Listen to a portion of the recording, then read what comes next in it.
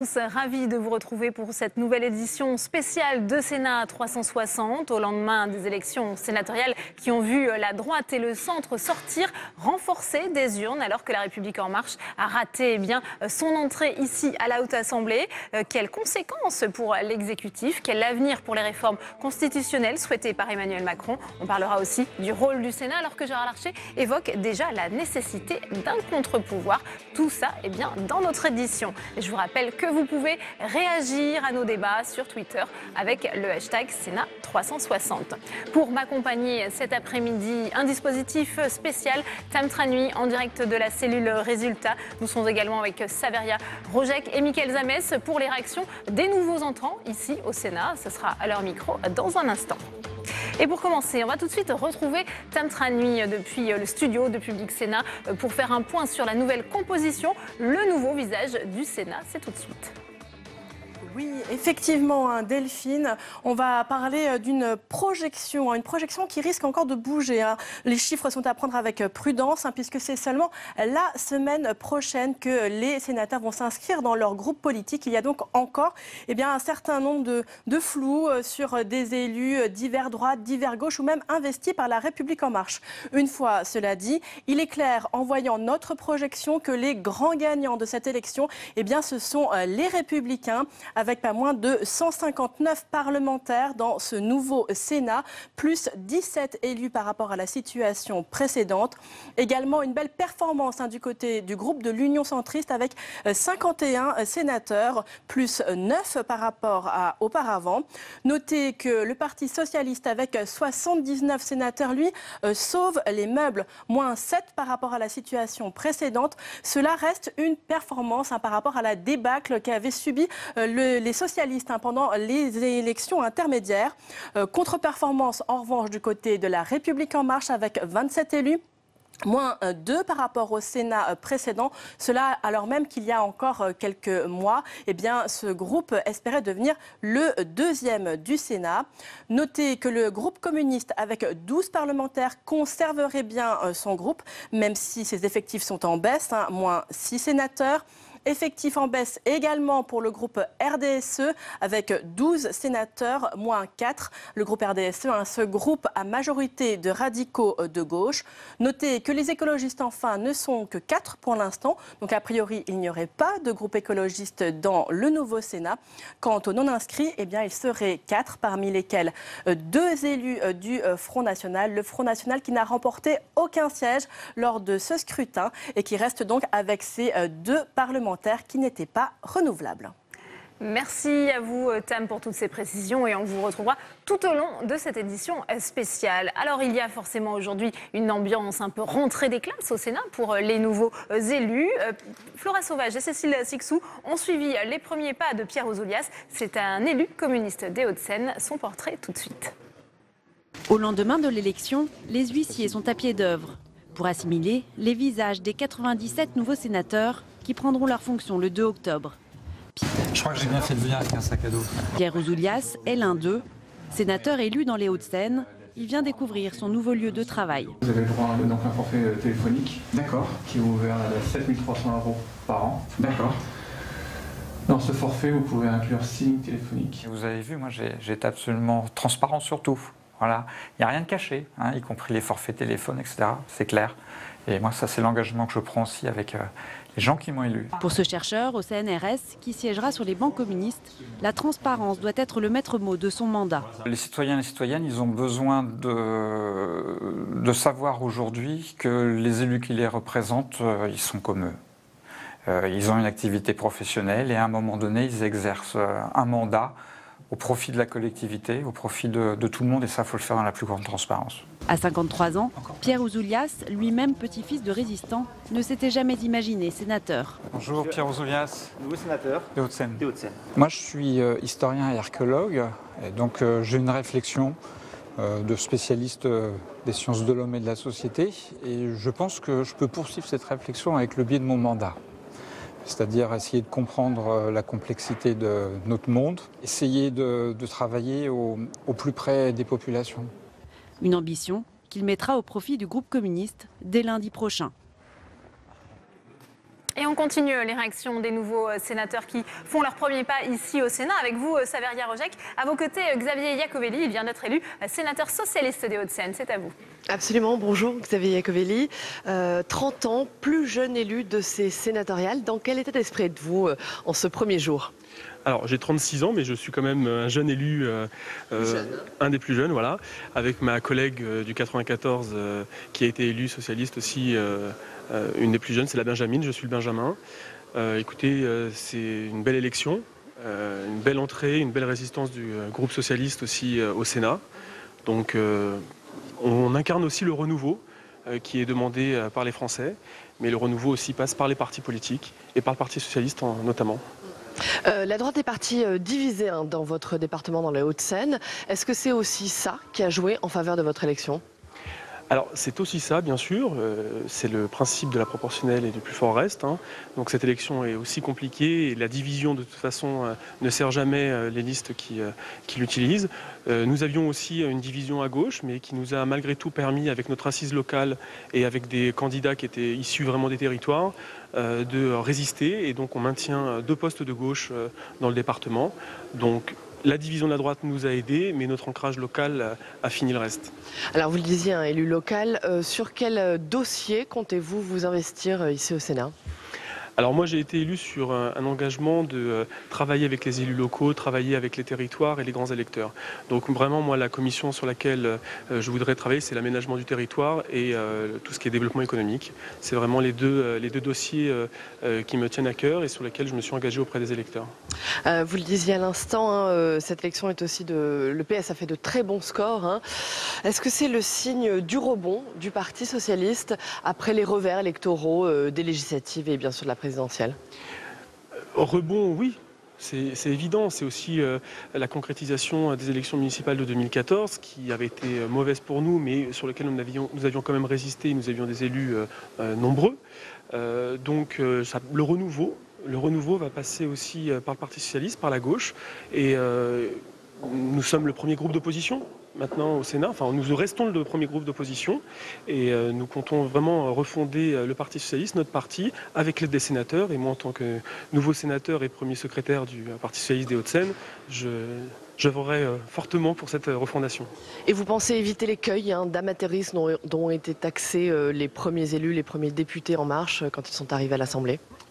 Je pense parce qu'en fait la différence c'est que nous le renouveau on l'a fait par un parcours politique et un parcours militant de longue date. On s'est formé sur le terrain, on s'est formé auprès des concitoyens en étant élu d'opposition. Moi je suis élu d'opposition depuis 2008, donc je ne débarque pas. Je débarque au Sénat mais pas dans la politique. Et donc je pense qu'on n'aura pas les mêmes écueils justement que la société civile qui est venue comme ça à l'Assemblée. Et donc le Sénat va jouer tout son rôle dans notre pays, dans la République, dans la démocratie, et on va pouvoir justement contrer ou corriger les petites erreurs de l'Assemblée nationale, les excentricités de l'Assemblée nationale. Très bien, merci beaucoup, merci pour cette première interview, merci. Merci à vous, Saveria. Alors, si le président Emmanuel Macron et ses proches tentent de minimiser la déception après le faible nombre d'élus La République En Marche, le résultat de ces élections sénatoriales pourrait néanmoins mettre en difficulté son projet de réforme constitutionnelle. Explication d'Aurélien Romano. L'exploit n'a pas eu lieu. 27 sièges, 2 de moins que dans le précédent hémicycle. Le parti du président de la République termine loin de l'objectif initial de son président de groupe, 40 sièges attendus. Un échec assumé par le porte-parole du gouvernement. Il l'explique par le mode de scrutin. Un échec, oui, bien sûr. Je ne vais pas vous dire le contraire. Il y avait 29 sénateurs République En Marche. Il y en a 28 aujourd'hui.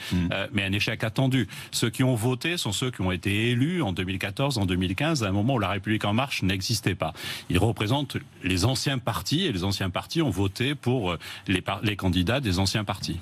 Mais celui qui est aussi en charge des relations avec le Parlement se garde bien d'attaquer la nouvelle majorité du Sénat. Il continuera à être présidé par Gérard Larcher et le groupe Les Républicains a gagné des sièges. Son président, Bruno Retailleau, explique la défaite de Macron par sa déconnexion avec les territoires. Vous savez, les grands électeurs, ils vivent au milieu de la population. Et le résultat de ce soir, c'est le reflet particulier, pour une élection donnée, d'une sorte, finalement, de perte de confiance vis-à-vis de l'exécutif. Pour le président de la République, c'est le premier revers électoral. 3 mois après la victoire écrasante des législatives. Il s'explique aussi par l'annonce d'une baisse drastique sur les dotations aux collectivités locales, à hauteur de 13 milliards d'euros sur le quinquennat. Alors quel avenir pour les réformes constitutionnelles? Les espoirs sont-ils en train de s'éloigner pour le chef de l'État? Avant d'en parler avec mes invités, on voit tout de suite les explications de Clément Perrault. Ces sénatoriales sonnent-elles le glas des réformes institutionnelles souhaitées par Emmanuel Macron? Pour les faire voter à l'Assemblée et au Sénat, il aura besoin d'une majorité des 3/5 sur l'ensemble des 2 chambres. Les projections donnent à La République En Marche 20 à 30 sénateurs. Or, 160 seraient nécessaires pour atteindre la majorité. Cela fera donc 130 à 140 députés ou sénateurs à convaincre. Mission pas complètement impossible, mais difficile. La logique même de la Constitution, c'est d'exiger qu'il y ait le consensus le plus large possible. Nous sommes en démocratie, ce consensus suppose donc que des contraires se mettent d'accord. Voici les principales réformes qui devront obtenir cette fameuse majorité des 3/5. La rénovation de la procédure parlementaire, la suppression de la Cour de justice de la République, la réforme du Conseil supérieur de la magistrature et du Conseil économique et social, et enfin la limitation du cumul des mandats dans le temps.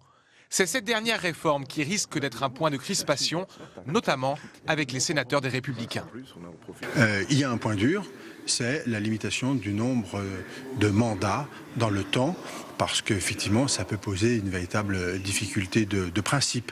En revanche, sur les autres sujets, comme notamment la suppression de la Cour de justice de la République ou un système législatif beaucoup plus efficace et beaucoup plus rapide, si cela est nécessaire, nous sommes ouverts à ça. Le Sénat fera lui aussi des propositions, la majorité sénatoriale fera des propositions, en espérant que le gouvernement les entende. Si obtenir cette majorité se révèle impossible, reste une solution, le référendum. Le gouvernement ne semble pas l'exclure. Serait prêt à organiser un référendum sur ces mesures-là s'il n'a pas de majorité parlementaire? Il l'a dit lui-même, c'est un engagement qu'il a pris comme candidat à la présidence et nous souhaitons le tenir. Mais en cas de référendum, le gouvernement devra d'abord soumettre le texte de réforme dans les mêmes termes à l'Assemblée et, on y revient, au Sénat. Alors la réforme constitutionnelle est-elle enterrée? On va tout de suite en parler avec mes invités.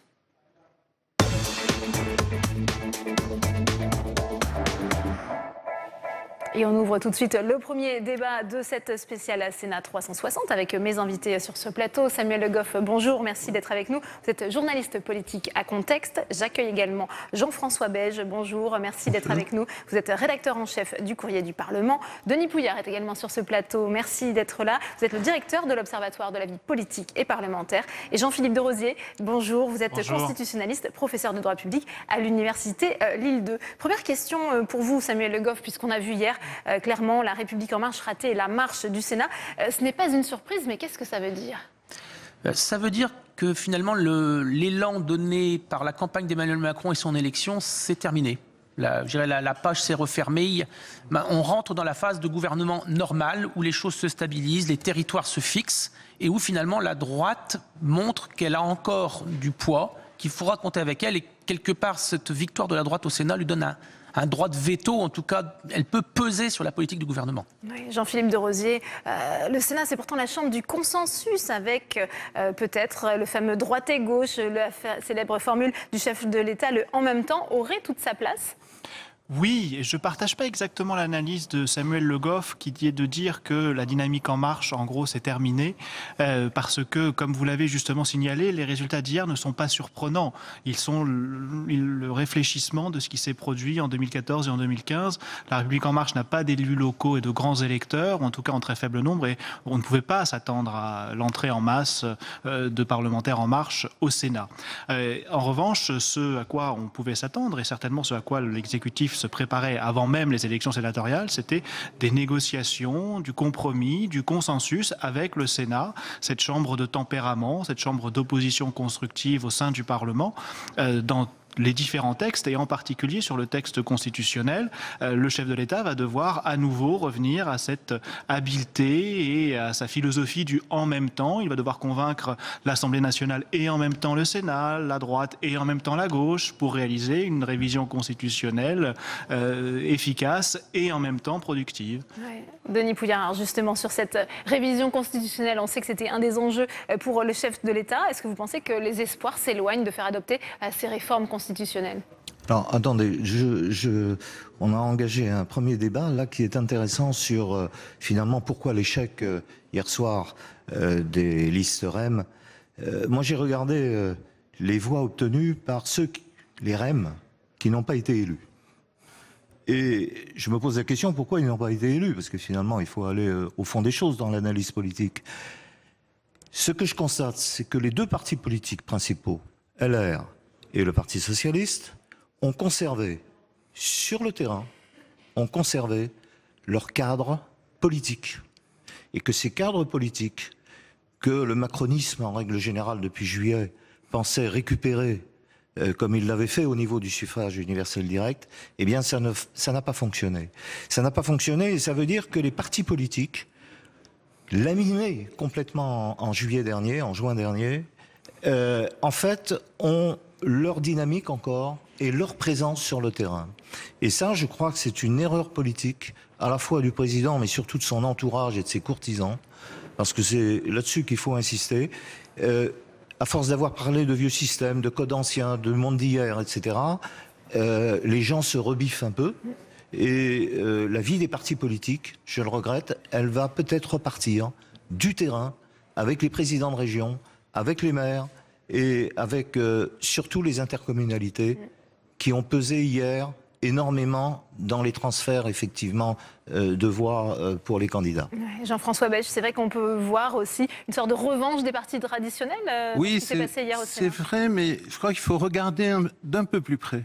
Il y a eu une campagne qui n'a pas du tout été féroce, pas du tout dans le gauche-droite. C'est vrai que c'est pas la tradition sénatoriale, mais quand même, elle était particulièrement apaisée. Il n'y a pas eu vraiment de bagarre. Et j'ai été frappé par certains tweets ou messages de félicitations de sénateurs de couleurs différentes qui se félicitaient pour dire, je citerai pas de département, qui disaient ensemble on va défendre notre département et on va s'opposer aux projets les plus absurdes concernant les collectivités territoriales ou les baisses des dotations. Ça va beaucoup jouer. Donc il y a un retour, c'est vrai, aux forces politiques traditionnelles, mais c'était inévitable, il fallait bien que ça se produise. Et mais quand même, le macronisme aura gagné ceci, que la gauche et la droite vont travailler un peu plus ensemble. Alors, avant de poursuivre ce débat, on retrouve Mickaël Zamès, puisque vous êtes avec Catherine Dumas. Elle a été élue sénatrice sur une liste de droite hier à Paris. Elle fait son retour au Sénat. C'est à vous. Absolument, Catherine Dumas. Retour après 6 ans d'absence au Sénat. Est-ce que vous trouvez que le Sénat a changé ? Non, alors je retrouve la même maison, la maison des territoires, des collectivités locales, et je la retrouve avec plaisir. Alors, j'ai encore pas eu le temps de voir si le Sénat a changé, mais je pense pas qu'il ait changé. Vous venez de rencontrer le président du Sénat, Gérard Larcher. Est-ce qu'on peut savoir un petit peu ce qui s'est dit lors de cette discussion ?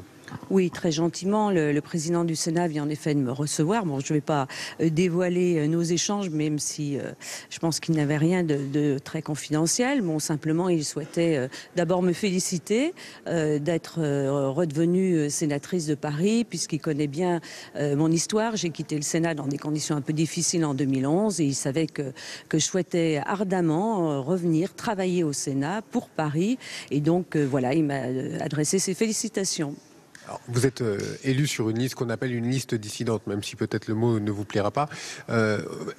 Au Sénat, dans le groupe Les Républicains, il n'y aura pas là de dissidents. Vous serez complètement dans le groupe républicain ? Oui, mais de toute façon, je n'ai jamais quitté ma famille et j'ai eu l'occasion d'y répondre de nombreuses fois pendant la campagne. Je suis Les Républicains et j'y reste. Donc pour moi, il n'y a pas de souci et je siégerai dans ce groupe. Et voilà. Est-ce que vous craignez ce qu'on appelle la constitution d'un groupe constructif ici au Sénat, qui pourrait même créer un petit peu plus loin un intergroupe avec La République En Marche ? Non, moi je crains rien du tout. Je suis une femme politique ouverte et je pense qu'aujourd'hui on a besoin de toutes les sensibilités et qu'on doit certainement pas se replier sur nous-mêmes. Au contraire, donc je ne crains pas qu'il y ait d'autres sensibilités et voilà, ça ne me gêne pas du tout. Un risque pour la droite, un risque de scission ? Pas du tout, au contraire. Pour moi, ça peut être un plus. Ah oui, expliquez-nous en quelques mots. Je pense, encore une fois, que nous... Cohésion. Oui, et nous sommes dans une époque où il s'est passé quelque chose. Le code a changé, si on peut dire, au mois de mai, avec l'arrivée du président Macron, et que ça nous plaise ou pas, c'est comme ça. Et que je pense qu'aux Républicains, on doit aussi avoir cette ouverture d'esprit, cette ouverture par rapport aux réformes. Il faut qu'on vote les réformes qui sont bonnes pour notre pays, donc il faut être ouvert, et qu'il y ait des sensibilités, en effet, plus centristes, plus ouvertes, eh bien c'est très bien. Réponse peut-être à partir de mercredi, lorsqu'il y aura la réunion du groupe. Merci beaucoup, Catherine Dumas, d'avoir répondu à nos questions. À tout à l'heure, Delphine. Merci à vous, Michael Zamès. Samuel Le Goff, on vient d'entendre Catherine Dumas. C'est vrai que pendant un temps, on avait évoqué cette possibilité, cette hypothèse de création d'un groupe constructif ici au Sénat. Cette hypothèse semble s'éloigner à présent. Est-ce que ça veut dire que c'est aussi une double défaite pour le chef de l'État? À la fois, il n'a pas beaucoup d'élus ici au Sénat. Il n'a pas réussi non plus à provoquer une sorte d'éclatement des groupes traditionnels ici à la Haute Assemblée. Ouais. Si éclatement il avait dû y avoir, ce serait passé à l'Assemblée nationale au mois de juin-juillet. L'échec des constructifs, c'est de n'avoir pu ramener qu'une petite quinzaine de députés LR. C'est-à-dire que ce n'est pas suffisant pour provoquer un vrai éclatement du parti. Et donc, à partir du moment où les résultats des sénatoriales sont très défavorables au président, les constructifs n'ont pas intérêt à sortir du groupe LR. Par contre, qu'il y ait une sensibilité au sein de ce groupe qui s'exprime et qui soit un peu plus vocale qu'elle ne l'était auparavant, ce sera sans doute le cas, mais tout dépendra également de l'élection présidentielle du mois de décembre chez LR, où toutes les opérations, tous les placements des uns et des autres vont se faire en fonction de cette élection. Et ensuite, peut-être, si Laurent Wauquiez est élu, si les juppéistes sortent du parti, d'autres configurations seront possibles, mais d'ici là, chacun va rester tranquillement à l'intérieur du groupe LR et attendre un peu que tout se décante. Alors Jean-Philippe de Rosier, on va aborder la question de la révision constitutionnelle. Édouard Philippe, hier, se montrait confiant, plutôt optimiste, en disant on peut dégager une majorité d'idées. Est-ce que ça suffira, selon vous, pour faire passer les réformes constitutionnelles telles qu'elles ont été annoncées par le chef de l'État? Oui, ça peut suffire, parce que les révisions constitutionnelles supposent, avant même la question du Congrès ou du référendum, l'accord entre le Sénat et l'Assemblée nationale sur un texte identique.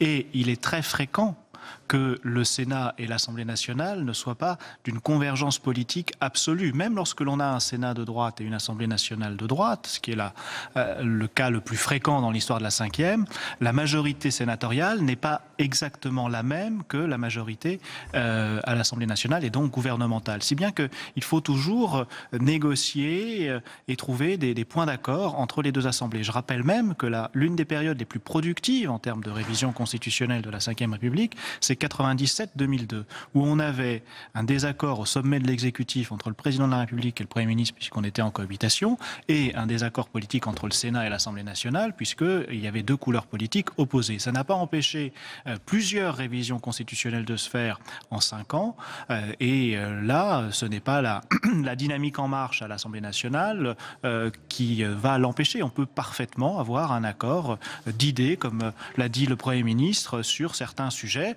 Le Sénat va essayer de préserver les intérêts qu'il représente, à commencer par les collectivités territoriales, mais même au-delà. Tout à l'heure, dans le reportage, on entendait la question du cumul dans le temps. Il suffira, et vraisemblablement, qu'il y aura des tractations, comme c'est le cas sur n'importe quel texte politique, pour trouver un accord. Ouais, Denis Bouillard, c'est vrai qu'il y a beaucoup de crispations autour de certains thèmes. À la fois, c'était rappelé, le nombre de parlementaires, la réduction du nombre de parlementaires, et aussi cette question du cumul dans le temps. Est-ce que vous pensez qu'on peut trouver un terrain d'entente?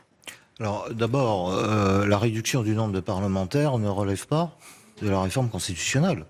La Constitution a fixé en 2008 le nombre maximum de députés et le nombre maximum de sénateurs, mais on n'a pas besoin pour diminuer de procéder à une révision constitutionnelle en la matière. Donc on n'est pas lié par les histoires de majorité de 3/5. Sur le deuxième aspect, ça c'est plus délicat et c'est évident que là nous serions devant un processus de révision constitutionnelle. Ce sont deux débats qui amèneront de la crispation. et surtout ici au Sénat.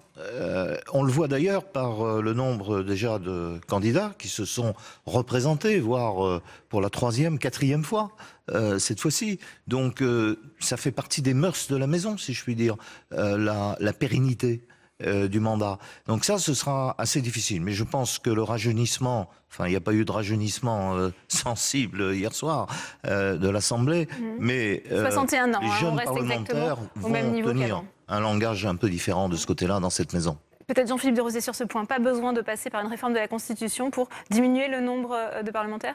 En effet, le nombre de parlementaires est fixé par la loi organique, donc à ce niveau-là, c'est tout à fait possible. Mais il y a quand même une petite nuance qui requiert une interprétation de la Constitution à laquelle je souscris, qui est que la Constitution prévoit une forme d'équilibre entre l'Assemblée nationale et le Sénat par le maximum qu'elle a fixé, 577-348. Et lorsque les deux assemblées se retrouvent au sein du Congrès, on retrouve cet équilibre-là. Si bien que je ne pense pas qu'il soit constitutionnellement possible de baisser l'une sans baisser l'autre. Si on passait l'Assemblée nationale à 400, mais que le Sénat restait à 348, parce que la diminution du nombre de sénateurs ne serait pas votée par le Sénat alors qu'elle suppose un vote conforme du Sénat, ça poserait un problème vraisemblablement constitutionnel. Pour le contourner, soit le Sénat cède, voyant que l'Assemblée nationale l'impose, soit il est possible de passer par référendum, car encore une fois, ça relève de la loi organique, et donc on peut la soumettre directement à référendum. Et là, le peuple français se prononcerait. Denis Pouillard. Oui, deux choses. Il y a la fameuse commission de l'article 25, dont il va falloir un jour procéder à la nomination d'un nouveau président et refaire cette commission. Le président, c'est Christian Vigourou. Pardon ? Le président, c'est Christian Vigourou. Je ne crois pas avoir noté qu'il était démissionnaire. Conseiller d'État. Le président, c'était Guénard, que je sache. Oui, mais depuis cet été, le président de la République... non, même pas cet été, avant la démission de François... la passation de pouvoir entre François Hollande et Emmanuel Macron, il y a eu la nomination de Christian Vigourou. Non, mais c'est exact. Mais cette commission, elle aura son mot à dire pour l'Assemblée nationale et le Sénat. C'est une des nouveautés aussi de la révision de 2008. Mais je rappelle que s'il faut faire passer de 348 à 233 ici au Sénat, il y a, quand vous aurez retiré les Français de l'étranger, les dom-tom, etc., à faire passer dans un entonnoir 210 sénateurs en gros. Or, il y a 95 départements, donc il y a une réflexion qui va arriver très rapidement dans cette maison, et au niveau de l'exécutif, bien évidemment, pour savoir si l'on doit définir une nouvelle circonscription sénatoriale. Et est-ce que le département sera demain la circonscription pertinente? Moi, je ne le crois pas, personnellement, surtout après les projets qui ont été confirmés lors de la conférence des villes par le Premier ministre. Il y a une évolution et le Sénat évoluera sur son propre territoire, sur son propre terrain. Alors, avant de poursuivre ce débat, on continue les réactions politiques au lendemain de ces élections sénatoriales avec vous, Michaël Zamès, à votre micro. Olivier Cadic, sénateur UDUC, qui représente les Français de l'étranger. Absolument, et qui a vu passer évidemment quelques nouveaux sénateurs ici dans les couloirs du Sénat. On se dit quoi quand on est nouveau sénateur et quelqu'un qui est un peu plus ancien? Bien, on se rappelle que c'était notre cas il y a tout juste 3 ans, et donc c'est assez sympathique de retrouver cette même découverte et ces mêmes regards intéressés. Alors avant le direct, on parlait de dynamique. Dynamique pour vous, les centristes, bien évidemment, dynamique aussi pour les républicains. Comment vous voyez, vous, cette recomposition qui est en train de se dessiner au Sénat? C'est assez enthousiasmant parce que il n'y a pas si longtemps, on nous promettait presque la disparition, et on sentait bien quand même que ce que l'on dit correspondait à des attentes sur le terrain. Donc pour nous, c'est la confirmation qu'on a bien fait de continuer notre discours, à présenter notre discours tel qu'on l'entendait. C'est vraiment enthousiasmant parce qu'on sent qu'une dynamique nouvelle vient à un moment vient succéder à un moment où ça avait été un peu difficile. Et donc là, on est vraiment avec l'envie de se retrouver, de déterminer maintenant nos priorités pour les 3 ans qui vont venir ici au Sénat. Donc c'est ça qui va être l'enjeu des prochains jours. Donc la priorité du groupe centriste, c'est d'essayer de faire une main tendue vers le gouvernement ou de rester fidèle à la majorité sénatoriale de droite? Je crois que la priorité, c'est d'être pragmatique, c'est de répondre à l'attente des Français, C'est ça le message, c'est de dire qu'on est là pour voter des textes qui vont dans le sens de ce qui est attendu par la population. Aujourd'hui, il faut arrêter avec les positionnements politiciens. Ce que les gens veulent, c'est des résultats. Et il y a des grands enjeux qui sont maintenant l'évolution de l'Union européenne. Il faut comprendre que la France n'a plus la taille critique pour aborder les problématiques mondiales, tous les dossiers qui sont au niveau international. On a besoin maintenant d'avoir une autre échelle. C'est ça que nous allons devoir construire dans les 3 prochaines années.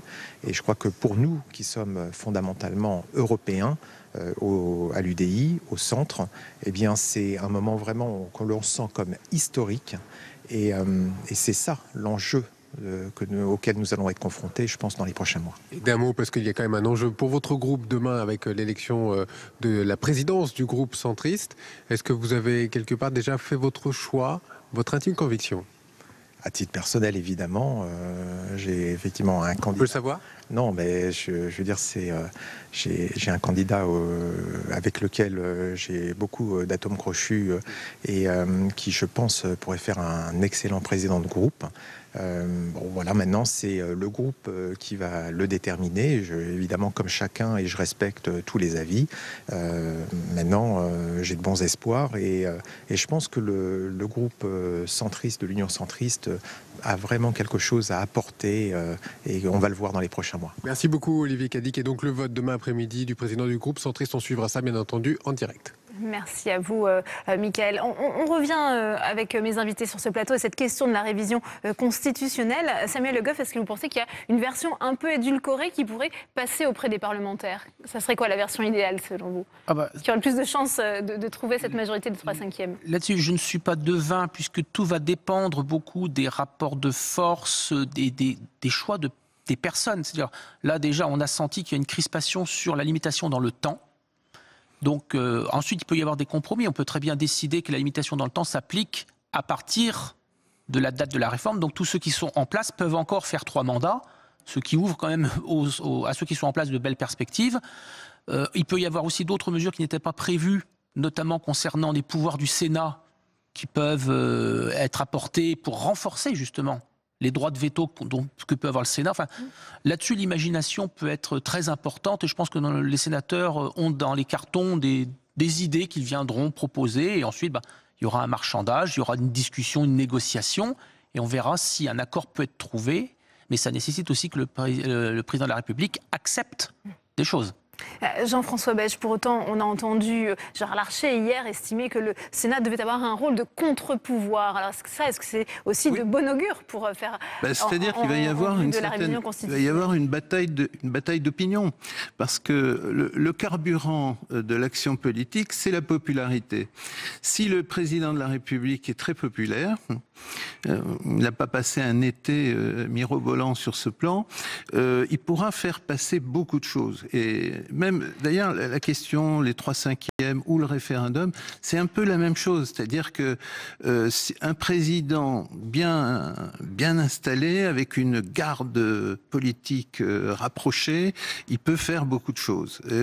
Si sa popularité s'étiole, il aura du mal et il sera dans une vraie bataille d'opinion, notamment vis-à-vis du Sénat. C'est-à-dire qu'il pourrait avoir la tentation de se servir de la diminution du nombre de sénateurs pour prendre l'opinion publique à témoin. C'est-à-dire pour dire, regardez, les sénateurs, ils sont nombreux, ils veulent pas se couper de doigts, ni de mains, ni de bras, et ils veulent que ça change pas. Et donc ça peut être très malsain.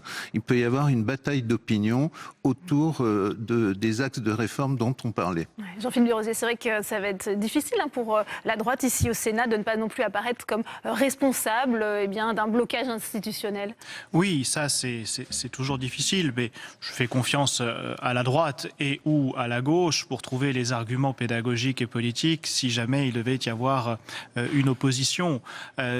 Surtout, je pense que le chef de l'État et le gouvernement doivent faire attention parce que contrairement à une idée qui est parfois répandue et reçue, je crois que les Français sont attachés à l'institution sénatoriale, bien plus qu'il n'y paraît. Certes, ils ne participent pas à l'élection des sénateurs, certes, on répand parfois l'idée que c'est une maison de retraite pour vieux politicards qui ne veulent pas lâcher le morceau. Je ne crois pas que ce soit ce dont sont convaincus et ce que perçoivent les Français. Ils voient dans cette institution, dans cette chambre, une chambre d'équilibre. Ils sont heureux de la trouver parfois, notamment lorsque justement il y a une très grande majorité à l'Assemblée nationale, une grande convergence de points de vue. Rappelons également que le Sénat, la deuxième chambre, est ancré dans notre histoire constitutionnelle, qui a débuté en 1789, soit il y a 230 ans. Sur ces 230 années, 10 seulement ont connu une période de monocamérisme au sens large. 220 années de parlement bicaméral. À 2 reprises, en 1946... et en 1969, les Français ont dit non à la suppression de la seconde chambre. C'est les rares victoires du non à un référendum. C'était sur ces questions-là. Donc je crois que véritablement, et même encore aujourd'hui en 2017, les Français y sont attachés. Ouais, Denis Pouillard, sur ce point, c'est vrai que ça va être tout difficile pour le groupe LR et aussi les centristes peut-être de ne pas apparaître comme responsables de l'échec des révisions constitutionnelles. Non, mais je pense que là, on tourne autour de 2 questions. Quel est le rôle du Sénat dans un système, j'allais dire, il n'est même pas monocolore ou bicolore. On ne sait pas trop quelle est la nature du système depuis juin. Et la nature du système, c'est le président qui la définira vraisemblablement au cours du trimestre, à mon avis, qui vient, et la session budgétaire, dans sa verticalité, finalement, quel espace il accorde au Parlement. Parce que c'est ça la vraie question. Rappelez-vous de la campagne électorale, rappelez-vous des débats divers et variés du mois de mai et de juin à l'occasion des législatives. Les 2 thèmes majeurs du président de la République et du Premier ministre, c'est un Parlement où il y a moins de lois, un Parlement qui évalue la loi. Et cette notion d'évaluation est une notion très large, et pas l'évaluation telle que nous avions l'habitude de la connaître jusqu'à présent. Et troisièmement, le contrôle. Et nous avons, il faut quand même le rappeler, un Parlement nouveau où les 2 chambres ont non plus de membres ayant une fonction exécutive locale. Donc ça, c'est un point élément. Les 2 assemblées sont à égalité. Et maintenant, qu'est-ce qu'on en fait de ces assemblées? Finalement, c'est ça la grande question. Qu'est-ce qu'on fait du Parlement? Et je pense que là, les Français seront attentifs à ce qui va se passer. Si effectivement, on est dans une situation où il y a moins de lois, à un moment donné, on aura une réflexion sur qu'est-ce que fait l'Assemblée nationale, qu'est-ce que fait le Sénat. Et parallèlement, ce moins de lois va entraîner plus de travail au niveau de l'évaluation et du contrôle. Donc on va jauger, on va observer avec attention le Sénat bien évidemment, mais tout autant le Sénat que l'Assemblée nationale. Et ça, moi je pense que c'est quelque chose qui n'est pas jusqu'à présent dans nos codes. C'est vrai. Et le président a lancé, non pas ces réformes, mais ce nouvel état d'esprit du relationnel entre l'exécutif et le Parlement. Il faut être attentif parce que c'est là où on risque d'avoir des débordements et un excès de verticalité et de pouvoir personnel du président de la République. Ouais, Samuel Le Goff, quand on entend Gérard Larcher parler du Sénat comme un contre-pouvoir nécessaire, est-ce que ça vous semble une bonne définition pour le Sénat ? C'est une définition très politique, c'est-à-dire qu'il doit absolument prouver l'utilité de la Chambre haute et effectivement le rôle de contre-pouvoir est le plus naturel. Maintenant, effectivement, l'Assemblée ayant le dernier mot, le Sénat peut difficilement se poser comme l'endroit où se construit la loi. Donc quelque part, c'est un discours un peu obligé qu'il a répété, qu'il peaufine depuis pas mal de temps. Ensuite, reste à voir si effectivement le Sénat peut être contre-pouvoir sur tout, puisque hormis les révisions constitutionnelles, le reste du temps, c'est quand même l'Assemblée qui a le dernier mot, et très régulièrement, les sénateurs doivent rester sur leur faim face à l'Assemblée. Donc c'est parfois frustrant quand il y a des choix politiques majeurs que l'Assemblée impose. Ouais. Je vais faire non de la tête, Jean-Philippe Desrosiers, vous n'êtes pas Oui, d'accord. je ne partage pas tout à fait cette analyse. Il est vrai et incontestable que l'Assemblée nationale, dans la procédure législative ordinaire, a le dernier mot, c'est la lecture définitive. Mais en réalité, lorsque l'on examine, et Samuel Le Goff le sait très bien, lorsque l'on examine le nombre de lois qui sont adoptées, la majorité d'entre elles le sont à l'issue d'une CMP et pas en lecture définitive. Et celles qui passent en lecture définitive, bon nombre de leurs dispositions ont au préalable été adoptées pas d'un commun accord entre l'Assemblée nationale et le Sénat. Donc si on fait la liste des dispositions des articles de loi qui requièrent un dernier mot de l'Assemblée nationale par rapport à ceux qui ont été acceptés par les deux, elles sont bien moindres. Ça, c'est un premier point. Un deuxième point, qui est le corollaire du premier, c'est que très souvent l'Assemblée nationale prend en compte l'avis du Sénat et c'est pas le Sénat qui cède. Il y a un échange. Là aujourd'hui, l'Assemblée nationale débute l'examen du projet de loi antiterrorisme, pour simplifier. Il a été en premier lieu examiné par le Sénat. Oui, adopté par le Sénat. Et voilà, déjà adopté par le Sénat. Et l'Assemblée repart du texte adopté par le Sénat. Alors peut-être qu'elle va totalement déconstruire, mais je n'en suis pas certain, parce qu'il y a là un travail qui a été effectué, un travail de fond. Et l'Assemblée nationale est généralement assez respectueuse du travail du Sénat. Donc, Samuel Le Goff et Jean-François Beige. Oui, bien évidemment que l'Assemblée nationale et le Sénat travaillent souvent main dans la main parce qu'il faut travailler en bonne intelligence. Et régulièrement, l'Assemblée sait ce qu'attend le Sénat et fait en sorte de ne pas braquer le Sénat. Et inversement, les sénateurs savent les points sur lesquels ça peut bouger ou ça ne bouge pas. Mais il n'empêche que régulièrement, il y a quelques points précis de conflit et où les sénateurs doivent quand même céder, même si chacun essaye de ne pas les multiplier. Il n'empêche que l'Assemblée a le dernier mot. On voit bien pendant les commissions mixtes paritaires, qui sont quand même des compromis, où c'est quand même les choix de l'Assemblée. Quand l'Assemblée ne veut pas lâcher, eh ben, en cas d'échec de la commission mixte paritaire, l'Assemblée gagne. Donc c'est elle qui a la main de choisir de faire échouer ou de faire réussir la commission mixte paritaire. Oui. Vous vouliez ajouter, Jean-François Beige? Je rejoins ce qui a été dit tout à l'heure, qui me paraît très intéressant. C'est l'aspect nouveauté d'avoir un Sénat avec des élus qui n'auront plus de mandats exécutifs locaux. Ça, c'est un grand changement. On ne sait pas comment ils vont réagir, on ne sait pas comment ils vont travailler, on ne sait pas quel sera justement leur degré de parité, si je puis dire, avec l'Assemblée nationale, puisqu'ils sont maintenant dans la même situation que les députés. Et ça va être assez intéressant sur la façon dont on va faire la loi et surtout la façon dont on va aborder les problèmes régionaux et ces problèmes très graves que sont la désertification, la désindustrialisation, l'abandon des territoires. Et ça, on a vraiment besoin d'élus qui ne soient pas hors sol sur ces questions. Ouais. Pour finir, peut-être Denis Pouillard, on voit aussi dans les textes à venir, ça a été rappelé, le budget, ça sera aussi le premier test pour observer les liens qui vont se tisser entre ici le Sénat et l'exécutif. À travers le budget, vous dites, j'allais dire tout le programme du président de la République, quand on le regarde de près, il est dans la loi de finances. Et quand le président de la République dit je ferai le bilan tous les ans devant le Congrès, il attendra vraisemblablement la loi de finances, où par petites touches, il arrivera à faire passer un certain nombre de ses idées. C'est pour ça que je parlais tout à l'heure de la rareté de la loi et du vote de la loi. Et je pense que ça, il y aura un vrai débat de ce côté-là. Et sur finalement l'utilité ou la manière dont on utilise en tout cas le Parlement. Mais pour revenir, en matière budgétaire, en matière de loi de finances, j'ai toujours assisté, moi personnellement en tout cas, à une coopération très franche entre les deux assemblées. Les commissions mixtes paritaires ont toujours abouti. Là où il y a conflit, et là on n'est peut-être pas encore sorti des difficultés, c'est avec le Conseil constitutionnel. Parce que finalement celui qui sanctionne le plus la loi de finances, et celui qui a le dernier mot en quelque sorte, c'est le Conseil constitutionnel. Je rappelle d'ailleurs à ce sujet, parce qu'on ne l'a pas dit dans les statuts de l'opposition ou l'opposition parlementaire, qu'aujourd'hui au Sénat, contrairement à l'Assemblée nationale, le groupe socialiste a plus de 60 sénateurs, alors que les socialistes à l'Assemblée nationale, il faudrait pour un contrôle de constitutionnalité, qui s'allient aux communistes pour en faire 60, ce qui n'est pas pour demain.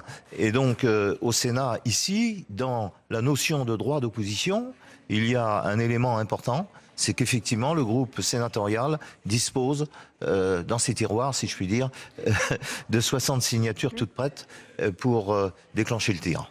On verra, renforce l'opposition du Sénat et revalorise le Sénat, à mon sens. Tout à fait. Merci Jean-Philippe Derosier, merci à vous Samuel Le Goff, merci Jean-François Beige, merci Denis Pouillard. On continue les réactions des nouveaux entrants ici au Sénat avec vous, Saveria Rojek. Vous êtes avec Rachid Temal, porte-parole du Parti Socialiste. Il a été élu hier dans le département du Val d'Oise. Absolument, bonjour Rachid Temal, tout nouvel élu, tout nouveau sénateur socialiste du Val d'Oise. Vous n'êtes pas un novice en politique, vous êtes numéro 2 du Parti Socialiste. Néanmoins, quelle est votre impression, dans quel état d'esprit êtes-vous pour cette première journée au Sénat en tant que sénateur ? D'abord, moi je suis heureux d'être élu sénateur et je remercie d'ailleurs tous les grands électeurs du Val d'Oise qui ont fait ce choix-là. Je suis là dès ce matin, depuis ce matin, parce que j'ai hâte de pouvoir commencer à travailler à la fois sur un certain nombre de textes, et on sait qu'il y a beaucoup de textes devant nous, et puis en même temps travailler pour le Val d'Oise. Voilà, donc je suis, on va dire, combatif. Maintenant, à quelques jours de l'entrée de cette nouvelle session. Alors justement, sur quel dossier, dans quel domaine comptez-vous travailler ici au Sénat ? Plusieurs, je pense que sur les questions sociales, il y a beaucoup à faire, mais aussi les questions d'aménagement du territoire. Pour le Val d'Oise, la question notamment du Grand Paris, c'est un des projets structurants, aura un impact sur son avenir. Donc voilà, donc à la fois être un élu national qui construit la loi, mais en même temps être un élu local qui permet de porter des dossiers du Val d'Oisien. Et puis moi dans la campagne, j'ai porté la création d'un conseil sénatorial, puisque l'idée c'est de faire en sorte que les élus du Val d'Oise qui souhaitent y participer puissent co-construire avec moi les projets de loi, parce qu'aujourd'hui on le peut via des nouveaux moyens de communication, c'est qu'en temps réel, les citoyens ou les grands élus pourront participer, amender, et donc je porterai leur voix dans les débats. Et cela de façon transpartisane entre sénateurs du Val d'Oise, c'est ça ? Moi en tout cas, avec d'abord les élus, les grands électeurs, les conseils municipaux, les maires. Et si d'autres élus du Val d'Oise souhaitent travailler avec moi sur les grands sujets du Val d'Oise, je les accueillerai bien volontiers. Rachid Temal, le PS, le Parti Socialiste, a fait de bons scores pour ces sénatoriales. Comment analysez-vous ces résultats de façon plus générale ? C'est un coup de semonce pour Emmanuel Macron ? C'est d'abord une défaite. Je rappelle que M. Patriat, La République En Marche, nous annonçait la victoire éclatante au Sénat. Il ne l'est pas le cas, puisque c'est une défaite en race campagne pour Emmanuel Macron et ses troupes.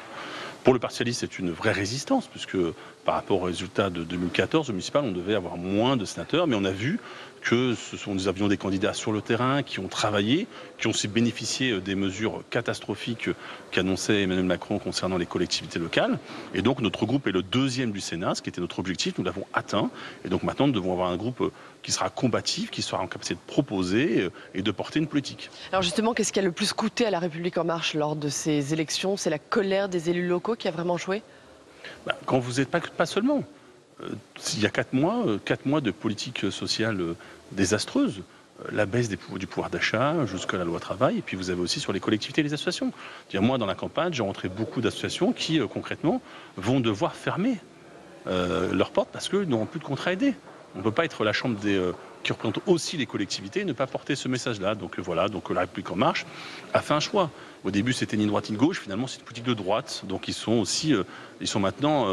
tapés face aux réalités. Et le combat contre la loi, les ordonnances, contre la loi travail, vous allez également le continuer ici ? Moi, je considère que le principe, quand on est législateur, c'est de continuer à essayer d'améliorer la loi. Vous savez, c'est la différence. Moi, je crois à la démocratie parlementaire comme la démocratie sociale, donc avec les syndicats. Et nous, notre rôle, à l'Assemblée avec mes collègues socialistes ou au Sénat, on va continuer à porter notre vision et combattre effectivement toutes les mesures que nous estimons néfastes pour nos concitoyens et pour notre pays. Très bien, merci beaucoup. Merci pour cette première réaction, Rachid Temal. Merci. Merci à vous, Saveria, pour ces réactions en direct. On continue l'analyse de ce scrutin avec Tam Tranui pour un point sur la sociologie du Sénat nouvellement élu. Oui Delphine, et on va commencer ce point par un petit point sur la parité. Alors au dernier renouvellement, c'est-à-dire en 2014, il y avait au total au Sénat 87 femmes sur un total de 348 parlementaires. Avec ce renouvellement, on passe à 102 femmes. Il y a donc du mieux, on passe de 25% à 29% de femmes. Du mieux, néanmoins, on reste très loin des objectifs de la loi sur la parité. Et pourquoi ? Eh bien tout simplement parce qu'il y a bien des façons de contourner cette loi sur sur la parité, notamment la multiplication de listes indépendantes ou dissidentes. C'est une habitude notamment du côté des Républicains pour contourner cette loi.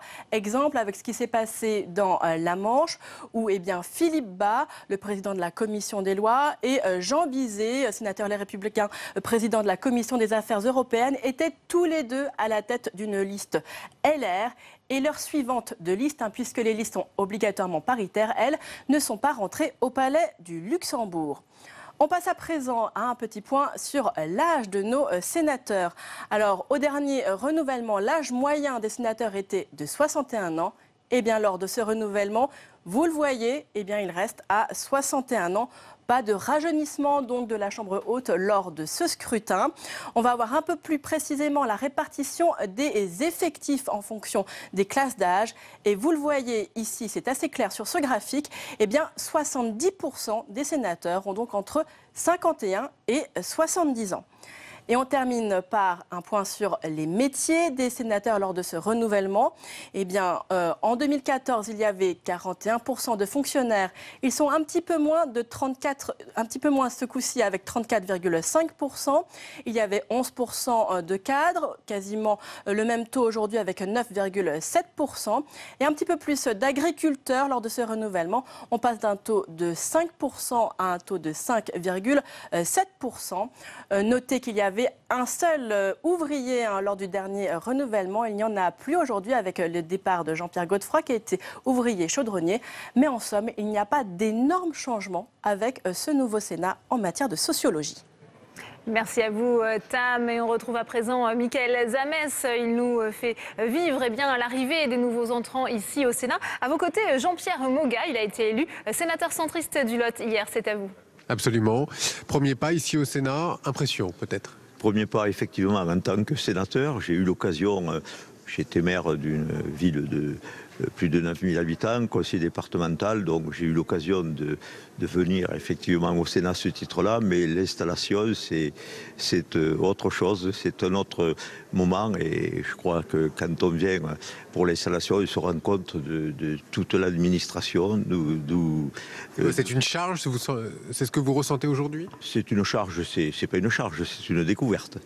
Découverte, mais peut-être une petite impression aussi quand même d'avoir un poids sur les épaules, une sorte de responsabilité nationale maintenant. Tout à fait, d'avoir une responsabilité nationale, puis de siéger dans les plus hautes instances de l'État, je dirais. Alors, vous avez regardé un petit peu le résultat national de ce vote. Quelle est votre impression aujourd'hui sur cette fameuse recomposition dont on parle souvent ici au Sénat ? Mon impression, c'est que la recomposition, les changements qu'il y a eu au niveau de l'Assemblée nationale, et puis avec l'élection d'un jeune président qui, disons, a un peu bousculé les choses, ne s'est pas retrouvé au Sénat, et je crois que les sénateurs sont élus par les grands électeurs, qui sont des gens qui sont restés à des valeurs peut-être plus anciennes et qui ont un autre recul. Monsieur Moga, est-ce que vous avez l'impression d'avoir bénéficié de ces dernières semaines des décisions gouvernementales par rapport à l'élection sénatoriale qui a eu lieu hier? C'est évidemment l'un des résumés que l'on a fait hier soir. Bien sûr, je pense qu'il y a un certain nombre de décisions qui ne vont pas dans le sens des collectivités. Vous savez que les grands électeurs sont issus des collectivités, donc ils ont certainement, dans leur vote, voulu sanctionner les décisions qui avaient été prises par le gouvernement, concernant notamment les CAE, concernant la taxe d'habitation, et puis dire aussi que les élus coûtaient cher. Je crois que les élus des petites communes qui souvent font les gendarmes, font les assistantes sociales, remplacent aussi les employés municipaux qu'ils n'ont pas. Car dans une petite commune, souvent il y a un employé municipal où il n'y en a pas, n'ont pas du tout apprécié l'attitude du président de la République et de son entourage quand il a dit qu'il coûtait cher. Vous avez une fibre plutôt centriste, vous êtes UDI a priori, c'est ce que vous m'avez dit avant que l'on commence. Vous savez où vous allez siéger à partir de demain? Dans quel groupe? Je vais siéger au centre, oui, effectivement.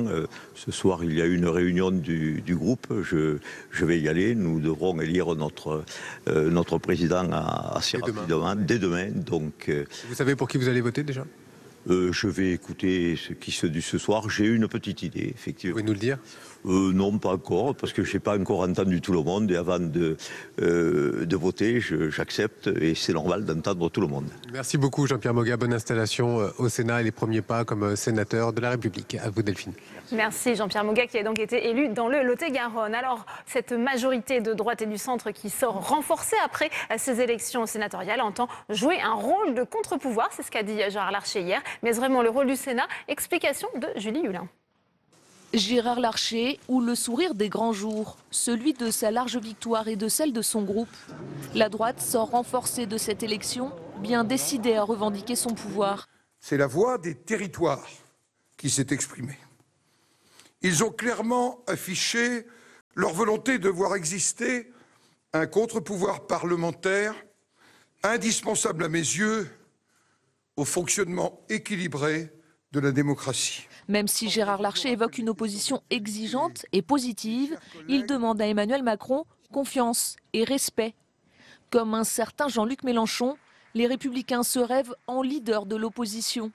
Mais une résistance systématique pourrait être au Sénat contre-productive. Il n'y aura moins de sens que des perdants, si vous voulez. Pour le président de la République, ça impliquerait de faire acte d'autoritarisme en multipliant les derniers mots. Pour le Sénat, eh bien, ça serait abdiquer toute sa capacité à influencer positivement la législation. Et au sein de la République en marche, on a bien compris l'enjeu. Conscient que pour éviter la confrontation directe avec la Chambre haute, il allait falloir négocier avec des sénateurs Macron compatibles. J'ai la certitude qu'au Sénat, on aura des majorités de projets sur des projets où on arrivera à aller convaincre des personnes, des sénateurs qui ne sont pas estampillés La République en marche, mais où il y aura des majorités de projets. La République en marche n'a pas dit son dernier mot au Sénat. Face à elle, des groupes politiques aux lignes incertaines qui devront réussir à se rassembler pour jouer un véritable rôle de contre-pouvoir.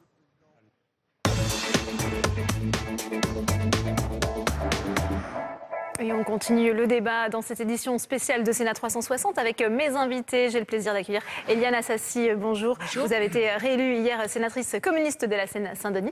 Merci d'être avec nous. Philippe Dallier est également sur ce plateau. Également réélu hier, cette fois sénateur Les Républicains, toujours dans ce même département de la Seine-Saint-Denis. Et Martial Bourquin, merci d'être avec nous, sénateur socialiste du Doubs. Votre département n'était pas renouvelable. On vient d'entendre Philippe Dallier.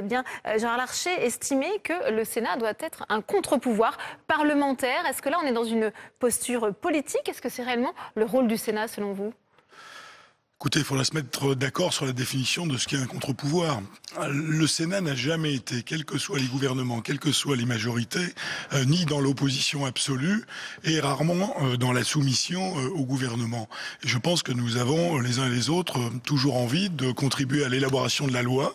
Mais maintenant, tout dépend des projets qui nous seront soumis. Et il est clair que sur les orientations politiques du président de la République, et notamment concernant les collectivités territoriales, tout cela nous inquiète beaucoup. Et nous avons bien l'intention de faire entendre notre voix. Voilà, donc la majorité du Sénat sort renforcée de l'élection de dimanche dernier, donc nous jouerons tout notre rôle. Alors j'entendais Sébastien Griveaux nous dire qu'il allait essayer de débaucher par-ci par-là.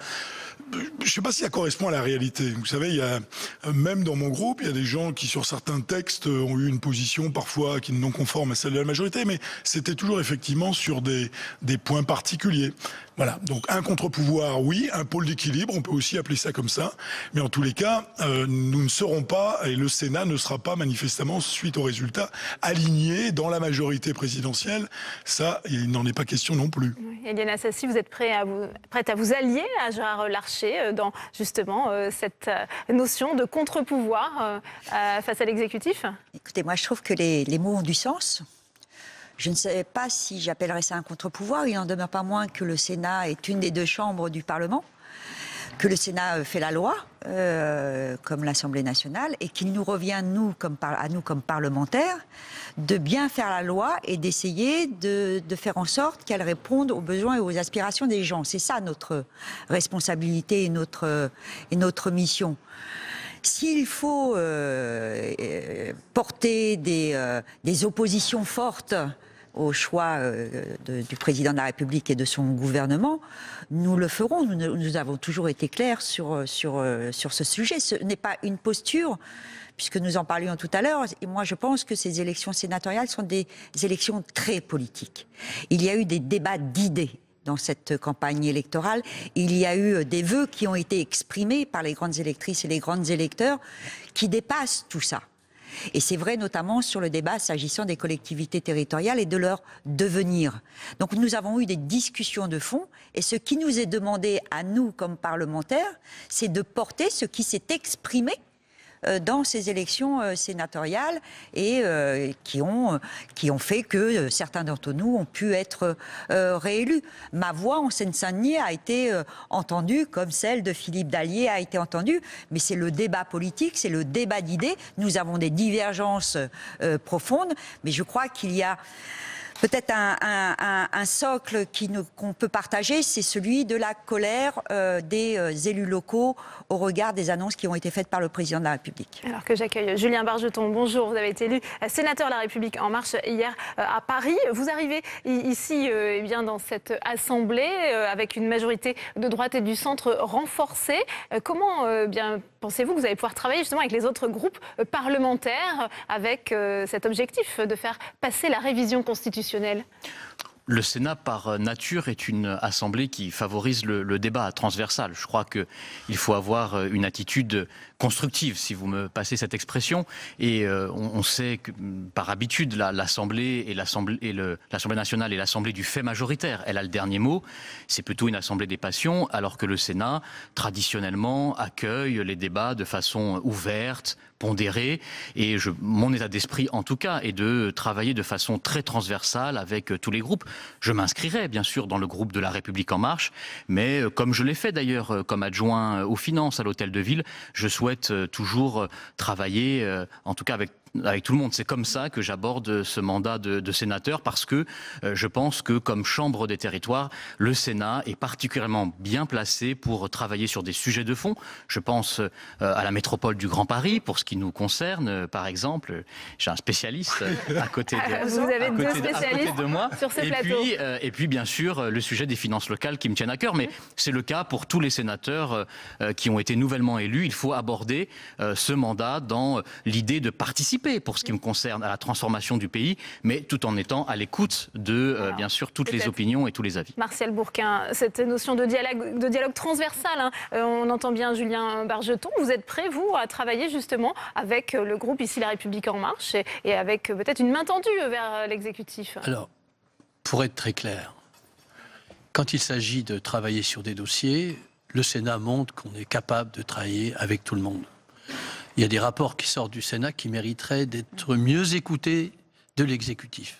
Cependant, on ne va pas être des pigeons de la dernière année, là. Qu'est-ce qui se passe? Il y a une loi de finances qui arrive. Elle prévoit la fin de l'impôt sur la fortune, quasiment. Là-dessus, on aura des oppositions très franches. Ce qui se passe sur les contrats aidés, j'ai fait l'Assemblée des maires du Doubs. 3 semaines avant l'élection. Je peux vous dire, je prévoyais ce qui allait se passer à ces élections.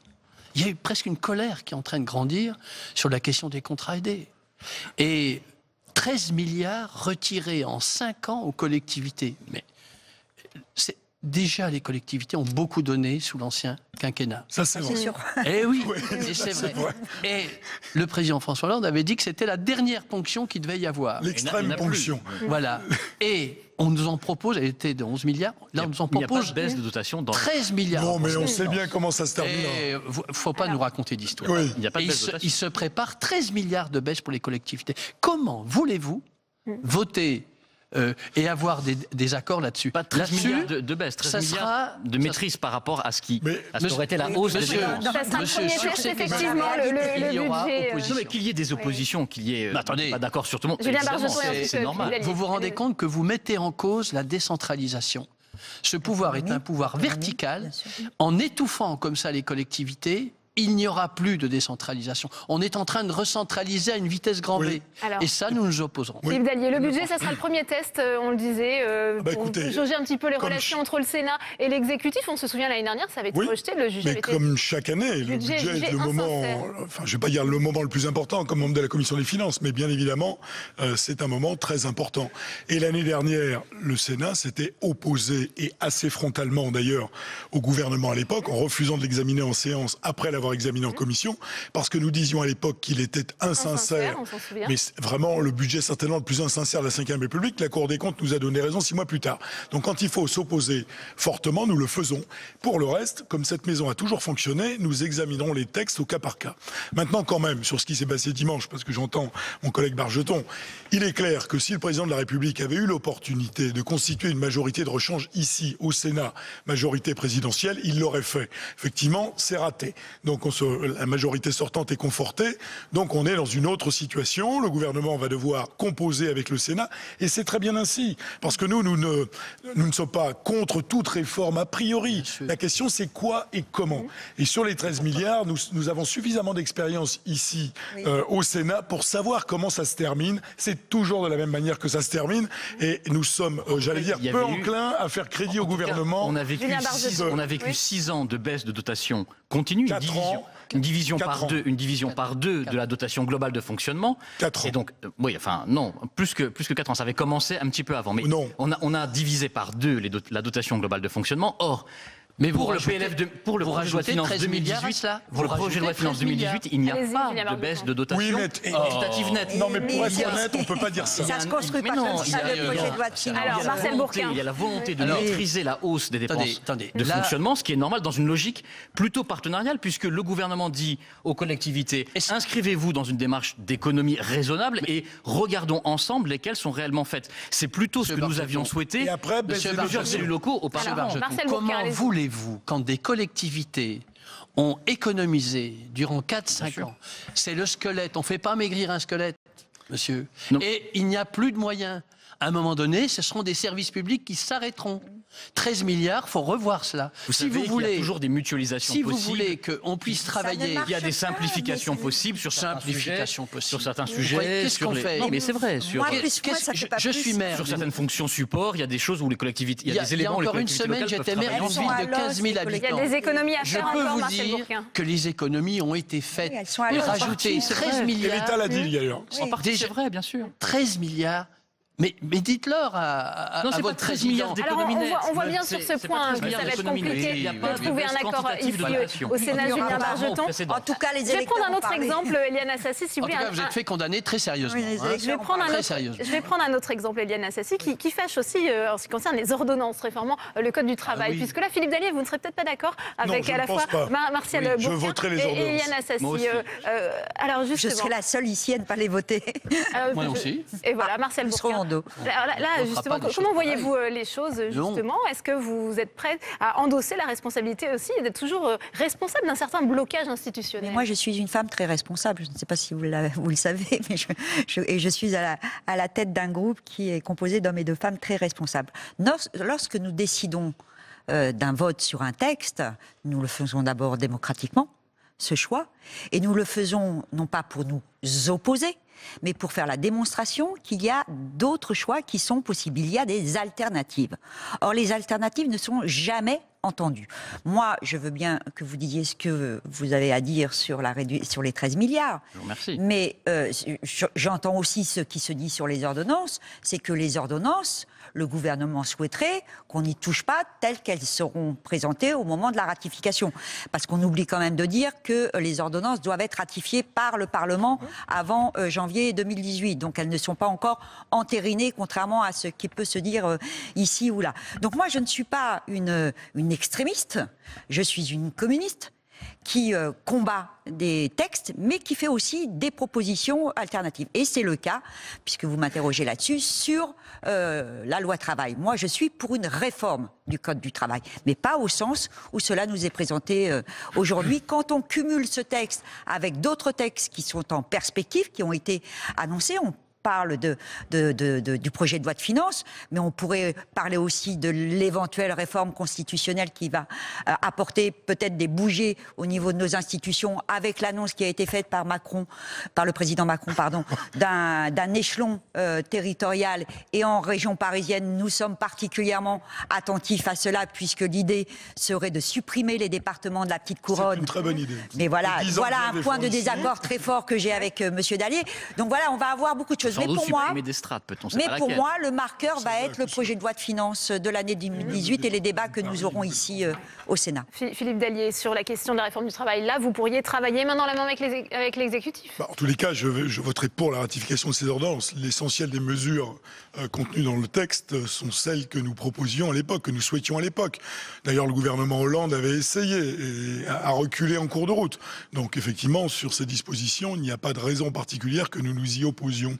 Voilà, c'est une démonstration, j'allais dire, assez claire sur un sujet important qui est emblématique pour nos collègues communistes, mais sur lequel il n'y aura pas d'opposition frontale et systématique. Ça n'aurait pas de sens. C'est ça l'opposition exigeante, Julien Bargeton, que Gérard Larcher a décrite hier. Non mais c'est normal que tout le monde n'ait pas le même avis et qu'il y ait des débats, y compris au Sénat. Et je sais très bien que tout le monde ne votera pas les mêmes textes. Ce que je veux dire, c'est que je ne pense pas qu'il faille se mettre dans une attitude stérile de blocage. Je ne pense pas que les Français souhaitent que le Sénat soit une force qui finalement consacre son temps et son énergie à bloquer le pays ou à bloquer les réformes. Ça ne veut pas dire qu'ils ne doivent pas y travailler, les modifier, puisque évidemment, c'est le rôle d'une assemblée. Donc simplement, moi ce que je souhaite, c'est en entendant, évidemment, je sais très bien que nous ne pourrons pas convaincre tout le monde, mais je pense que des majorités de projets sont possibles et que notamment au Sénat, c'est un lieu où ces majorités de projets peuvent émerger. Oui, Martial Bourquin. Concernant ces ordonnances, il y a un subterfuge. On nous dit que c'est le Code du travail qui serait responsable du chômage de masse. Mais c'est impensable de dire des choses pareilles. L'usine de Sochaux, où je suis élu, embauche depuis que la 3008 se vend très bien. C'est le carnet de commandes qui fait baisser le chômage. En aucun cas, c'est la réforme du Code du travail. Et il y a le seul élément, c'est un élément. On n'a jamais dit, évidemment, que la croissance, c'est d'abord la croissance qui fait reculer le chômage. C'est une évidence. Mais il y a aussi des réformes structurelles qui donnent de la crédibilité, de la visibilité, de la responsabilité, qui sont un élément qui permettent de réduire le chômage. Évidemment, ça n'est pas la seule solution miracle. Je crois qu'on n'a jamais dit ça. Je vous le dis, ces ordonnances, c'est un cadeau fait au MEDEF. C'est des vieilles revendications du MEDEF qui datent de 10-15 ans. Un peu abusive. Oh, je pense que c'est une opposition à l'ancienne. Beaucoup de personnes le pensent. Oui. Et je vous le dis, c'est des choses qui sont assez inacceptables. Prenons un exemple. Une personne qui va être licenciée, y compris abusivement, il suffira pour un employeur de mettre l'argent de côté, parce qu'il y aura le plafond, de la licencier, et même si elle perd au prud'homme. Vous savez très bien que le système actuel est très injuste. On pourrait parler des femmes aussi, on pourrait parler du congé maternité des femmes. Mais on ne va pas faire l'intégralité du débat ici. Ce que je veux dire, c'est que ce gouvernement montre son vrai visage, et son vrai visage, il est très antisocial et très néolibéral. À partir de là, on n'a qu'une solution, c'est de se mettre dans l'opposition. Une opposition. Je vois que là, bien sûr, la facilité de l'opposition est évidemment. C'est pas une facilité. Il faut aussi peut-être proposer. Est-ce que vous pensez mais dites-vous bien qu'il y aura des propositions. On aura des propositions. Mais monsieur. Je vois que le Parti socialiste se complaît dans l'opposition parce que quand il est en gestion, il a des frondeurs, il a beaucoup de mal à être d'accord. Détricoter. C'est vrai que de Stéphane Le Foll à Gérard Filoche, arriver à un accord sur le Code du travail, ça n'est pas évident.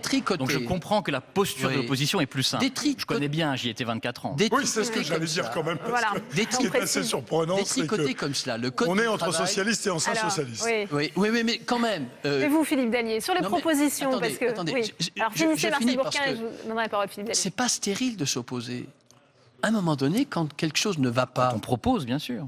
Inévitablement, pour nous, le Code du travail n'est pas un boulet à traîner. Mais c'est pour nous. Je crois que personne ne dit ça. Pour nous, on a toujours dit libérer. Martial Bourquin, on va donner la parole à Philippe Dallier. Ça a toujours été la position. Est-ce que vous savez, monsieur, que la France... C'est pire qu'un congrès socialiste. Est-ce que vous savez, monsieur, que la France a donné le plus d'argent aux actionnaires cette année? Est-ce que vous savez que notre pays quand il y a de la valeur ajoutée, vous allez en Allemagne, souvent l'Allemagne réinvestit immédiatement. Nous payons. Et nous financiarisons. Philippe Dallier, est-ce que il y a quand même des choses à réécrire dans ces ordonnances ou est-ce que vous allez les voter telles que... Bon, écoutez, je ne veux pas m'engager pour le groupe des Républicains. Maintenant, pour en avoir discuté avec un certain nombre de collègues, beaucoup ont le sentiment qu'effectivement, ça va dans le sens que nous aurions souhaité. Donc voilà, donc je pense que nous les ratifierons. Mais non, mon cher collègue, mais non, tout est dit. Mais pourquoi tout est dit? Le gouvernement, excusez-moi, mais le gouvernement Valls. Il y a une alliance. Le gouvernement Valls, même s'il a reculé à un moment donné, même s'il a reculé à un moment donné, était allé beaucoup plus loin que la loi finalement adoptée, la loi dite El Khomri. C'était la loi de M. Et vous le supportiez à l'époque, ce gouvernement. J'ai quand même le sentiment que cette division affichée, bon, pour le PS, on a l'impression que c'est une manière d'essayer de, je ne sais pas quel terme utiliser, de se refaire une virginité vis-à-vis de son électorat. Il faut quand même assumer ce que vous avez fait. On est aux côtés des plus faibles. Non, Martial Bourquin. Ce n'est pas... Et moi aussi, je suis aux côtés des plus faibles en Seine-Saint-Denis, vous savez. Ce n'est pas une posture. Quand je me demande honnêtement si c'est pas dans la loi de finances qui va nous être proposée, oui, mais les Républicains 3 à 4 milliards d'euros, 3 à 4 milliards d'euros sur l'impôt sur la fortune et que vous baissez les APL en même temps, tout ça, ça a du sens. Alors, et moi, je ne laisserai jamais passer des choses comme ça. Moi, ce débat me fait un peu sourire parce que si on n'avait pas eu la loi El Khomri qui a été quand même adoptée, y compris par les parlementaires socialistes, nous n'aurions peut-être pas les ordonnances aujourd'hui. 49.3 ? Non, pas forcément 49 lois, je parle des ordonnances elles-mêmes. Voilà, vous avez voté la loi El Khomri. Nous avons été les seuls à la combattre. Donc j'aimerais bien que chacun balaye devant sa porte. Parce qu'on parle d'argent ici ou là, mais enfin le CICE, le CIR, qui n'ont servi à je ne sais pas quoi, mais surtout pas à créer de l'emploi dans notre pays. Donc voilà, moi je pense qu'il faut être... Ce que vous dites à Martial Bourquin, il y a eu aussi des cadeaux faits au patronat sous le quinquennat de François Hollande. Attendez, moi, Marie-France Beaufils a produit un rapport sur l'utilisation du CICE. Nous avons été Claire, voilà, et ancienne sénatrice d'Indre-et-Loire, et nous avons été, elle a dévoilé, comme l'ont fait sur l'évasion fiscale les frères Bocquet, que de l'argent dans ce pays, il en existe, mais qu'il n'est pas servi à ce à quoi il devrait servir, et particulièrement à développer l'emploi dans notre pays. Il faudra réfléchir. Il y a aussi 15 milliards d'euros annoncés pour la formation professionnelle. Enfin, je veux dire, c'est un ensemble de choses. Pour faire démarrer l'emploi, il faut à la fois regarder le code du travail, avoir de la croissance, voilà, et jouer sur toutes les gammes du clavier. C'est ce que veut faire le gouvernement. Il ne faut pas avoir une vision aussi unilatérale, me semble-t-il. Je n'ai pas une vision unilatérale. La position est toujours la même. 70% de l'investissement public est assuré par les collectivités locales. En les asséchant, comme vous le faites, vous croyez que les entreprises du bâtiment... Martial Bourquin... Attendez, vous allez me laisser parler, je vous parle... Allez-y, Martial Bourquin. Le précédent a divisé par deux la dotation globale de fonctionnement. Il y a le congrès HLM à Paris, 1,3 milliard à 650 millions. Il y a le congrès HLM 650 qui s'ouvre aujourd'hui en faisant baisser les loyers uniquement... Justement, autant ne pas en rajouter comme vous souhaitez le faire avec les 16 milliards. Mais bon, pas tous ensemble, sinon c'est une il n'y a pas de baisse en 2018. Mais non, en 2018, vous avez l'honnêteté de le dire. Mais il n'y a pas de baisse en 2018, vous le reconnaissez, il y a une demande de participer à des économies. Si en 2019, le gouvernement dit, si en 2019, les économies attendues, c'est-à-dire qu'on demande aux collectivités locales de baisser d'elles-mêmes leur budget de fonctionnement, et donc si les résultats ne sont pas là, il y aura baisse des dotations. De maîtriser parce que c'est par rapport à ce qu'auraient été les dépenses dans 5 ans. C'est donc 13 milliards par rapport... C'est du blabla, ça. Non, mais non, c'est pas du blabla, vous savez très bien ce que c'est. C'est difficile quand même de convaincre. Jusqu'à une semaine, j'étais maire d'une commune, je sais comment ça se passe. C'est toute la différence entre... On a perdu 2 C'est toute la différence entre la ville de Paris et toutes les autres communes de France. On ne vit pas dans le même monde. Il nous a expliqué combien ça avait... Non. Vous nous avez dit combien ça avait été difficile de perdre 600 millions pour la ville de Paris. 650, oui. Ou 650. Eh bien, écoutez, plus de 100 millions de péréquation. Posez-vous la question de ce que ça représente chez moi, en Seine-Saint-Denis, de perdre 2 millions et dans les communes rurales. Et on n'en peut plus. Ce qui avait été fait. On n'en peut plus. C'est ce qui avait été fait. Elles sont au bord du déséquilibre. Vous allez Julien Bargeton, peut-être un mot pour conclure. On voit quand même que cette question a beaucoup crispé les élus locaux. Ils ont sanctionné le chef de l'État hier dans les urnes, justement, à ces élections sénatoriales par rapport à cette question. Vous savez que je ne partage pas cette analyse. Les élections sénatoriale, c'est une photographie d'élus en 2014. Donc ce sont des élus qui ont voté alors que le phénomène de 2017 ne s'était pas produit. C'est une photographie des élus avant que le président de la République Ils sont pas le soit restés lui-même. figés, les élus, hein, Non, mais en 2014. ils sont dans la population. Vous savez très bien que ils ont entendu, ils ont par nature un scrutin qui est extrêmement difficile. Ce n'est pas ce que disait M. Patria au mois de juin. Puisqu'il n'a pas été, puisque le corps électoral n'a pas été renouvelé, ce qui ne veut pas dire qu'il faut toujours essayer de convaincre, et je suis d'accord avec cela, mais pour autant, vous savez très bien que par définition, ce scrutin est une photographie un peu ancienne. Alors avant de se quitter, on va retrouver Tam Tranui depuis notre cellule. Le résultat pour un dernier point sur les personnalités qui font la rentrée au Sénat et celles qui le quittent. Oui, un point non exhaustif sur ces personnalités. On commence par celles qui vont faire leur entrée au Sénat, qui vont découvrir le Sénat. Eh bien, c'est le cas par exemple d'Édouard Courcial. Édouard Courcial, ancien secrétaire d'État de Nicolas Sarkozy, président du département de l'Oise depuis 2 ans. Il va d'ailleurs devoir quitter cette fonction. Il a été élu lors de ce scrutin. C'est le cas également dans le Nord de Marc-Philippe Daubresse. Dans le Nord, Marc-Philippe Daubresse, ex-ministre de Jacques Chirac ou encore de Nicolas Sarkozy, et qui a été élu et qui va faire son entrée au Sénat. Dans le Nord, toujours, on peut également parler de Patrick Kanner, du côté des socialistes. Patrick Kanner, ancien ministre des Sports de François Hollande, qui a été élu dans le Nord. Parlons enfin, au niveau toujours de ceux qui sont élus, de Victorin Lurel, l'ancien ministre des Outre-mer, qui va faire son arrivée au Sénat, qui a été élu en Guadeloupe. On peut également parler de ceux qui ont été réélus. Et tout d'abord, commençons par Jacqueline Gouraud. C'était la seule ministre en position éligible lors de ce scrutin. Elle a été réélue dès le premier tour dans son fief du Loir-et-Cher. On peut également parler d'André Valigny, ancien secrétaire d'État à la réforme territoriale, réélu lui en Isère. Ou encore de Laurence Rossignol, réélue elle dans son fief de l'Oise. Laurence Rossignol, ancienne ministre des Familles. Enfin, et bien toujours en région parisienne, Pierre Laurent va faire lui son retour à Paris, le secrétaire national du Parti communiste qui était tête de liste. On va terminer par un point sur les déçus. Tout d'abord, ceux qui n'arriveront pas au Sénat. C'est le cas de Laurent Baumel, qui n'a pas parvenu à se faire élire avec sa liste en Indre-et-Loire. Laurent Baumel, ex-député frondeur. Carlos Da Silva n'a pas été élu, lui non plus, dans l'Essonne. L'ex-lieutenant de Manuel Valls, qui était investi par le Parti socialiste. Frédéric Pechnard, enfin, lui non plus ne fera pas son arrivée au Sénat. Il était 3e sur la liste portée par Pierre Charon, investi par les Républicains. Enfin, on termine avec ceux qui vont quitter le Sénat. C'est le cas d'Alain Vassel, à la tête d'une liste LR dans l'Oise. Eh bien, il n'a pas été élu, l'ancien président de la Commission des Affaires sociales. Et enfin, Isabelle Debré, dans les Hauts-de-Seine, n'a pas été réélue non plus. Elle a fait les frais de dissidence à droite. Merci beaucoup, Tam. Un enseignement peut-être de ce scrutin avec vous, Éliane Assassi. On voit que la gauche résiste bien. Vous maintenez un groupe parlementaire ici au Sénat. Les socialistes limitent la casse, notamment quand il y a eu une union de la gauche. Ça, c'est quelque chose qu'il faut retenir, selon vous ? Ça dépend où. Les situations.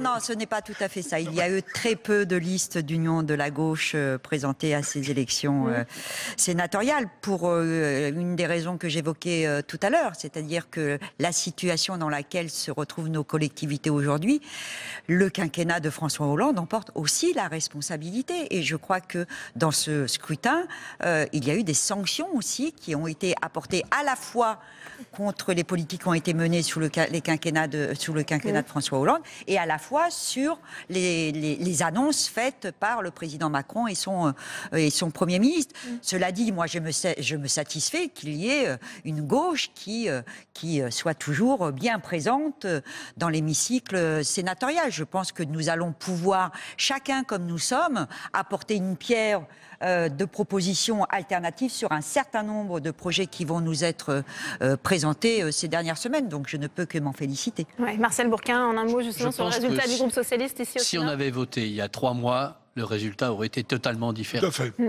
Je me rappelle les projections qui étaient faites avec quelqu'un d'Elrem qui aurait pu diriger le Sénat. On est loin de tout cela. On est loin de tout cela parce que les élus locaux viennent de découvrir la nature du pouvoir qui est en place. Il rejette complètement le sort qui est fait aux collectivités locales et territoriales. Et nous, comme socialistes, on va veiller à rassembler, à proposer, mais surtout à nous opposer à la politique qui est menée aujourd'hui parce qu'elle est en train de détricoter les grandes lois de décentralisation. Eh bien, merci Martial Bourquin. On aura l'occasion de vous inviter pour en parler. Merci à tous les quatre. Les éditions spéciales sénatoriales continuent sur Public Sénat.